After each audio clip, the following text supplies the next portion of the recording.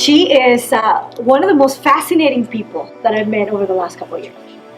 And not only that, but she is one of the most passionate people that you'll ever meet. Without further ado, please help me welcome Tamika Lecheé Morales. Buenos días, ¿cómo están? Bien. No, no te escucho, ¿cómo están? Más fuerte, come on, dame energía, por favor.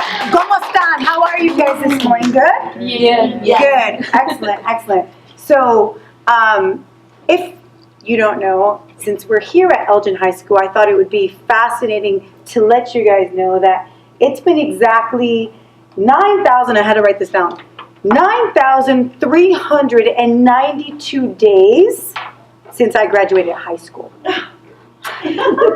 So if some of you are trying to do the math to try to guess my age, let me help you. That's approximately 13,524,480 minutes. Yeah, that's a long time, huh? So what have I done in all that time since I was sitting in a high school auditorium graduating? Well, let's see. I've earned 3 degrees. I've gained 20 pounds. I've earned a couple of wrinkles that I won't point out to you. In that time, I've also had a couple of kids, 2 beautiful boys who capture my heart. Sebastian Lee, who's 23 years old. Older than you. Yeah, I see that look. I see, yes, 23. I saw, you were like, ¿qué? Yes, 23. And tengo un jovencito. I have a little one named Maximilian Eros, and he's 7 years old. Kind of like probably what your son is back there. Yes? Mira. So they're near and dear to my heart. And I know that you're thinking, there's no way, ¿verdad? But yeah, I do. And also in that time, I've owned a couple of businesses. One of them you may have seen because there's a couple of locations right here in Elgin. One of them is called Liberty Tax Service, and it's the one with the Statue of Liberty who's waving out there, honking the horn during tax time, right? Reminding people to get their taxes done. And it's the one right here in Elgin on Randall Road, right by the Hobby Lobby, ahí mismito, and the Target. So I opened that business 10 years ago, as a matter of fact. In addition to that, let's see, what else have I done? I've done a lot, actually. I actually work as a school teacher. And probably the more exciting thing in the last year is, along with the beautiful woman that you actually all heard speak, I became co-author of this badass book called Today's Inspired Latina. So I know it probably sounds like I'm bragging, right? But I'm not. I'm just letting you know what possibility looks like. And some of the great things that I've also done in that time is I've traveled to the most exotic places with my sexy other half that's sitting right back there. Mm-hmm. We've gone to places like Paris, right? We've gone to Thailand. We've gone to Japan, Italy, Spain, Aruba, Hawaii. And these are places I never, ever imagined that I would ever get to see. When we're young, we think we have all the time in the world, right?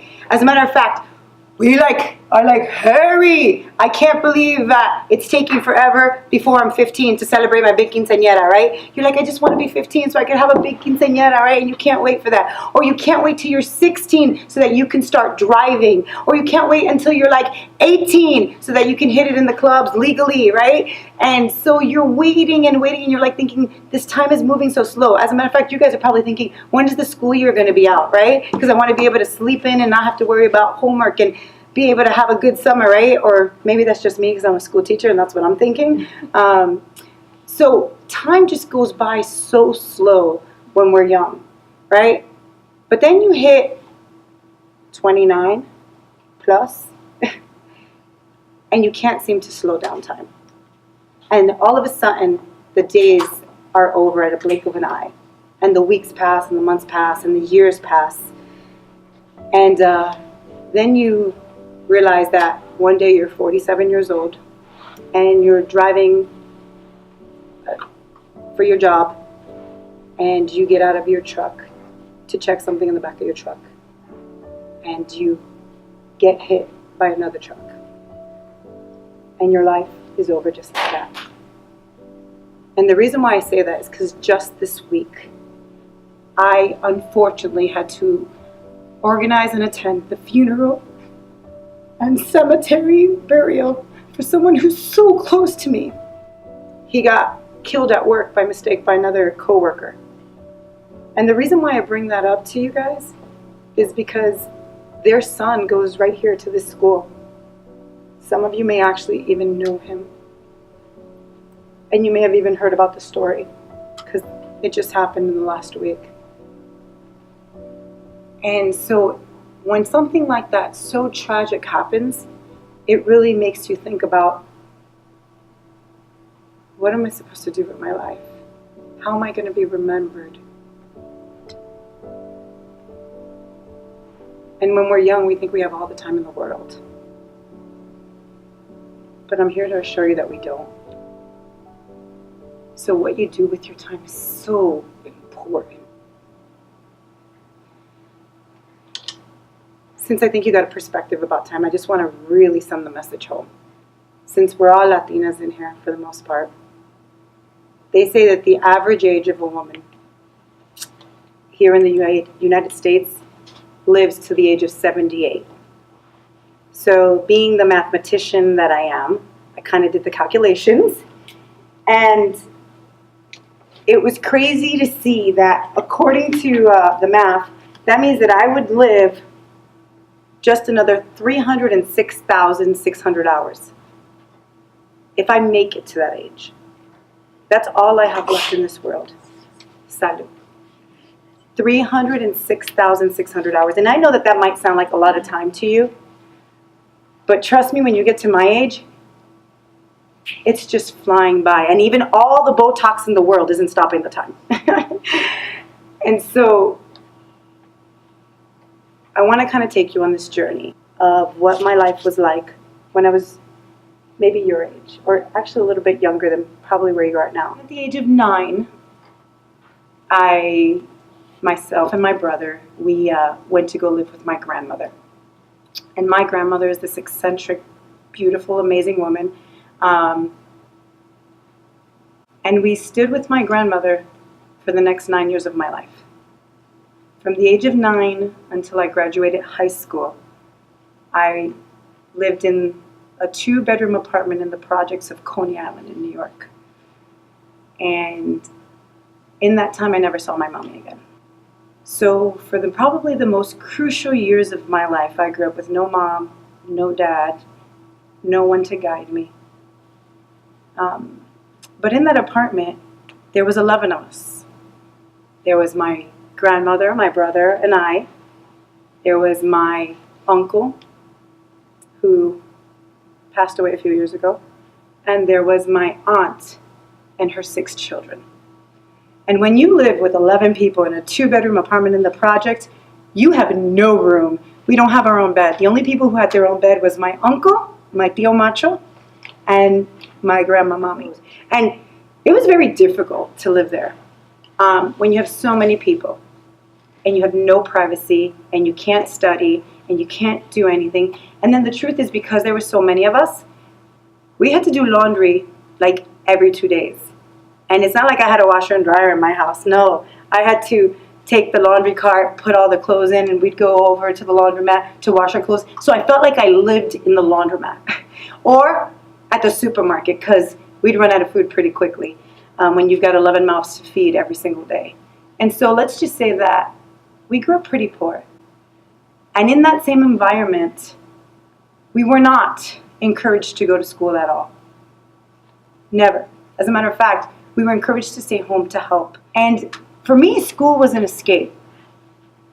And I am blessed to say that I graduated from high school. I was the first one in that household to break that vicious cycle.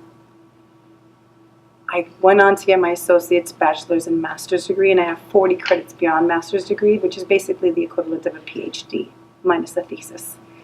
And truly, education saved my life. So why do I share this with you? I share this with you because school is important. I kind of broke it down to like Tamika's fabulous 5 steps to success, right? And so the first one, first and foremost, is get an education. And I don't mean that necessarily you have to get a college degree. I think it would be great, but the truth is education comes in all forms, right? Education helps you with decision-making skills. Education helps you with problem solving. It gives you a vocabulary. It gives you a foundation. And education helps you break poverty. And when I got into high school, I got into 2 programs at high school. One of them was the Academy of Finance, and the second one was Aspira. And both of those programs truly changed my life. I might even go as far as to say that if it wasn't for those programs, I may not be who I was today, because I had teachers who believed in me. See, this is the great thing. When you share. So when I heard about the Academy of Finance, right, it was a program at my high school. I was at gym, and in New York, our gym class, we could take a dance class. And I was in a modern dance class, and we're all in the changing room, and we're taking our clothes off, and we're putting on our leotards and our tights. And I hear these young girls talking about, hey, did you sign up? Did you sign up? And of course, entrometida yo, right? I'm like, ¿qué chisme es esa, right? What's the gossip? And they're like talking about the Academy of Finance. And the Academy of Finance was this 2-year program that taught you finance and business, and you literally would get a job at the stock market. You literally got a job on Wall Street in New York City. And immediately my ears perked up, and I was like, ¿Qué? Wait, what? You can get a job? I can make money, and I could go work at Wall Street? Now, growing up in New York, that is like dream city. That's like what you aspire to. That's like stuff you see on TV, right? That doesn't really happen to like the girl from the barrio, right? So I was like, where do I sign up, right? And so I went and I signed up. And when I prepared for this interview, right, I didn't really have anything to wear. And this is such a true story because I still envision this today.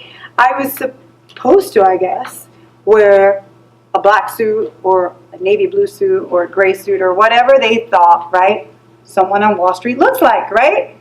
And so I'm over here thinking I look really cute, ¿verdad? And I'm in my peach suit. That's peach, okay? And I am wearing off black stockings, and I am wearing these, I didn't have high heels. I didn't have, really pretty tacones. I didn't have pretty shoes, actually, as a matter of fact. And I had on these, like, flat, lacy shoes where the shoelaces, at the end of the shoelace when it frays, right, and it's all yucky looking, and then it starts to get gray because it's no longer black because it's frayed, right? All the inside is coming out. And so my laces were like that. And I did, though, wear my hair back. I put my hair in a French braid. And I walk into the interview area, and I see all of these young girls who are exactly my age. And I see that they are in to the nines wearing these beautiful suits. And I just remember just looking at them and going, again, fear, right? Going, oh my God, I didn't get the memo, right? And then I walk into the interview, and I'm already feeling defeated. I already feel like, you know what? There's no way that they're going to select me. There's just no way, right? Or you could look at it as a way of, I really stood out, right? And so when I walk into the interview, I see these 2 teachers, and one of them was my teacher from social studies that I didn't expect to be in there. And he's like, oh, Tamika. And I'm like, oh, Mr. Siegfried. And he's like, I see this. He's like, oh. And I see that look of, what is that, right? And so he gives me a math test.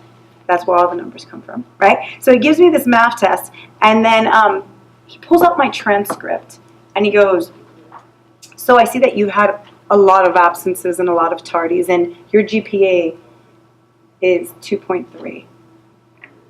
And so what that shows me is that you're not really giving school your best effort. So why would you give this program your best effort? Because the truth is, Tamika, we already know what the Academy of Finance can do for you, but what can you do for the Academy of Finance if you're not even committed to coming to school every day? And I did not expect that. That is not something I prepared for. And that took me back.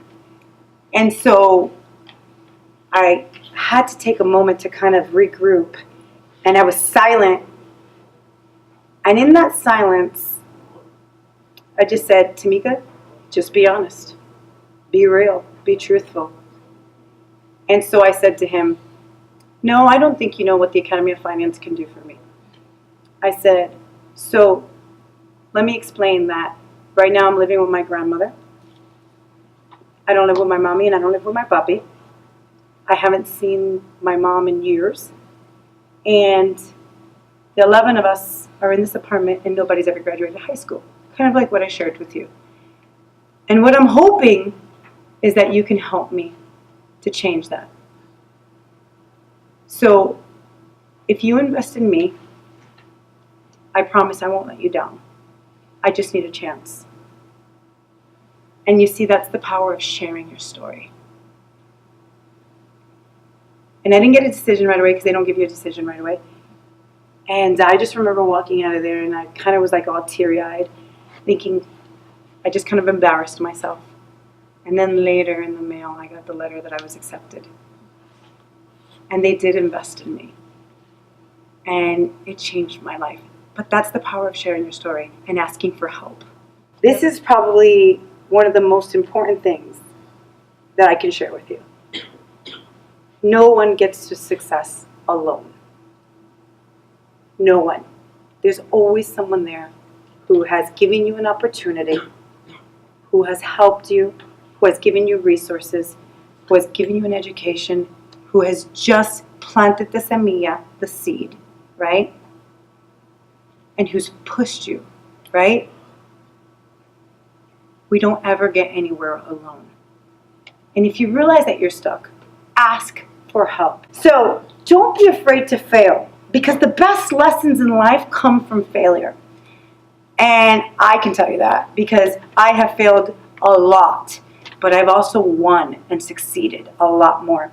And I use my failure as a teaching tool. And it's really the lesson that you learn from your failure. Because truly, once you fail, the sooner you fail, so get it out of the way. The sooner you fail, let me just tell you something. The easier it is to keep trying and failing again. Because you've already failed and you've already realized that when you failed, what happened? Yes, it made you feel horrible. Yes, it just lost all hope. But at some point, you realize, mira, you gotta dust it off and you gotta stand up and you gotta let it go and move forward. And so once you've done that, once you've failed and you've picked yourself up, right? Because if you don't pick yourself up, nobody else is gonna do it for you. You need to do it for yourself, right? But once you've done that, you're gonna realize that wasn't that bad, right?